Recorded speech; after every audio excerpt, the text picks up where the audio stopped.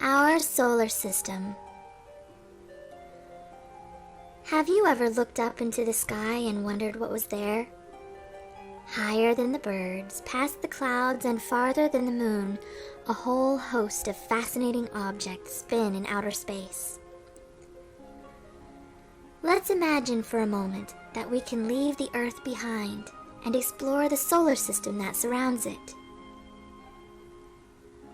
We call it the solar system because everything in it is centered around the sun, and solar means something to do with the sun. The sun is a star, just like many of the stars that you can see in the night sky, just many times closer to us. Still, the sun is very, very far away from the Earth, almost 93 million miles away. That's why it looks so small, even though it's the biggest object in the solar system. In fact, the sun makes up more than 99% of the mass in the solar system. If you put all of the planets, moons, asteroids, comets, and everything else in the solar system together, they would make up less than 0.25% of it. The sun is so big that it's more than 100 times wider than the Earth, and if it were a giant jar, you could fit more than 1 million Earths into it. More than that, the sun is what holds the solar system together. Its massive gravity is what keeps the Earth and all the other planets circling around it instead of drifting off into space. The sun is also what allows us to live on Earth. Without the sun, there would be no heat. There would be no light. Plants could not grow. Water would freeze, and nothing could survive. The sun gives us heat and light because it is always burning. It is a giant ball of gas, mostly hydrogen and helium, and it burns at millions of degrees in its center. Let's leave the sun now to explore the planets. As we move away from the sun, the first planet we will encounter is Mercury. Mercury is the smallest planet in the solar system, much smaller than Earth, and one of only 5 planets you can see from Earth using nothing but your eyes. Of course, it won't look much like a planet. It looks more like a bright star, and many nights you can see it close to the horizon near sunrise and sunset. Mercury is a lot like our moon. It's small and has a rocky surface with craters on it. It has no moon of its own and no air to breathe. You probably wouldn't enjoy a visit to Mercury, since temperatures are boiling hot in the sun and freezing cold in the shade. Something interesting about Mercury is that it is the fastest planet to go around the sun.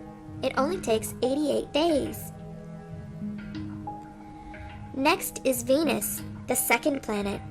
Some people call Venus Earth's sister because the two planets are very close in size and gravity, but they are very different on the surface. First of all, it is very hot. Venus is the hottest planet in the solar system. It's not as close to the sun as Mercury, but its thick atmosphere of carbon dioxide helps it to trap the heat and stay warmer than its neighbor. It has a thick atmosphere, but it is not one you could breathe. It is mostly made of carbon dioxide, and there are clouds of sulfuric acid. Venus might not be fun to visit, but it is beautiful to look at. It is the second brightest object in the night sky. The only thing brighter is the moon. If you are looking at a sunrise or a sunset and suddenly notice what looks like a very bright star, you are probably looking at Venus. After Venus comes Earth, the third planet from the sun. Of course, you know all about Earth because that's the planet where we live. Earth is what's called a Goldilocks planet because it's not too hot and not too cold.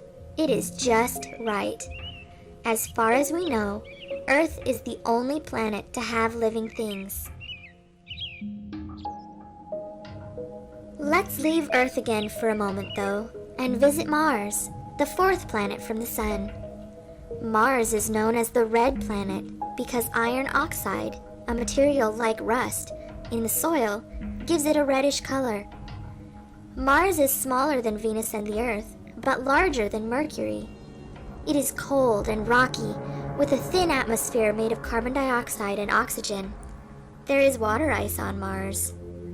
Scientists are very interested in Mars because they think that people could live there with the help of some special equipment. Rockets and probes have already been sent there to gain more information about the planet. Right now, there are 2 special robots exploring the surface of Mars, sending information back to Earth. Mars is the first planet we visited today besides Earth to have its own moons. It has 2, although they are not big and round like our moon. Mars's moons are small and irregular. Scientists think they may be captured asteroids. Maybe they came from the big asteroid belt that is between Mars and Jupiter. An asteroid belt is a big ring of asteroids, or rocky objects, orbiting the Sun. Jupiter comes next, the 5th planet in the solar system. Jupiter is the largest planet and is something called a gas giant. It is called this because it is really big and made mostly of gases. Jupiter is so big that you would have to place 11 Earths end to end just to stretch across its middle. Jupiter is also the 3rd brightest object in the night sky. Only Venus and the Moon are brighter. You can usually find Jupiter higher in the sky than Venus, since Jupiter is away from the Sun, and not towards it. Jupiter has at least 67 moons that circle around it, but 55 of them are very small, only about as big as a mountain or smaller. Some of its moons are very large, and at least 2 of them are about the same size as the planet Mercury. One of its moons is the largest moon in the solar system. Some of these large moons can be seen from Earth in your backyard with a telescope. People cannot land on Jupiter because it is made of gas. There is no ground to land on. Even if there was somewhere to land, Jupiter is covered by terrible storms, much stronger than even the strongest storms on Earth.